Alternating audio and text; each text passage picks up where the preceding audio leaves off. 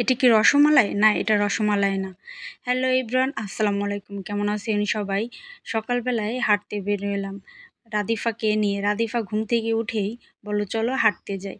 তো এই তো সকালবেলায় এই মরিচ গাছ দেখলাম, নাঙ্গনডাঙ্গা মরিচ। এটাকে আমরা নাঙ্গনডাঙ্গা মরিচ বলি। কে কি মরিচ বলেন এটাকে কমেন্ট করে জানাবেন। চারিদিকে এখনো অন্ধকার, কিন্তু কিছুই করার নেই। মেয়ে বলছে ঘুরতে যাবে, তো ঘুরতে যাবই। এই যে ঘুরতেছি, নিস্তব্ধ প্রকৃতি, পাখির কোলাহল শব্দ। এই পথে অনেক দিন আসা হয় না, অনেক দিন পরে এই পথ দিয়ে হাঁটতেছি, বেশ ভালোই লাগতেছে।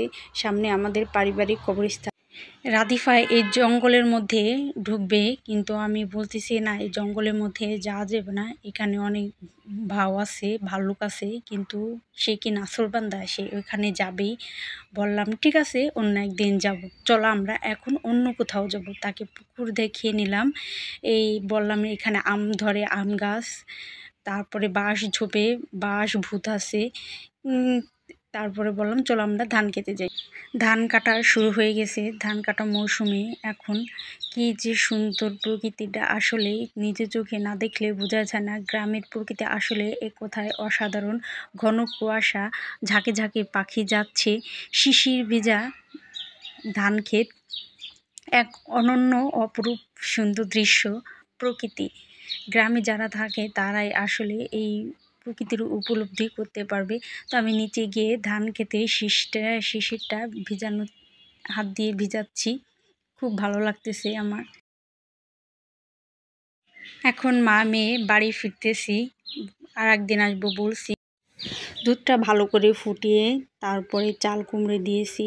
এরপর অনবরত নেড়ে চেড়ে দিয়েছি চালের গুঁড়া দুধ, স্বাদ মতো। ভালো করে এটা দিয়ে নেড়ে চেড়ে নিয়েছি আর একটু ঘন করার জন্য।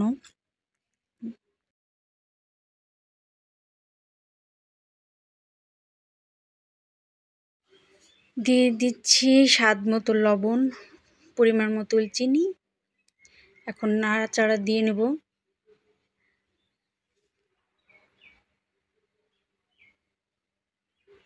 আমার রান্না কমপ্লিট। রাধিকাকে বলছে আসো খেয়ে নাও একটু, না ও বলছে আমি খাবো না, ও লুকাচ্ছে চাদরের নিচে। তো আমি খেয়ে নিলাম। দেখতে যতটা লোভনীয়, খেতে তার থেকেও লোভনীয়। অনেক অনেক অনেক মজা হয়েছে, মাশাল্লাহ মাশাল্লাহ, খেতে দারুণ মজা হয়েছে। সবাইকে ধন্যবাদ ভিডিওটি দেখার জন্য। আল্লাহ হাফেজ। শুধু মিষ্টি হলো তো চলবে না, সাথে ঝালেরও দরকার আছে। তো দুপুরের জন্য ছোটো মাছের চচ্চড়ি করব।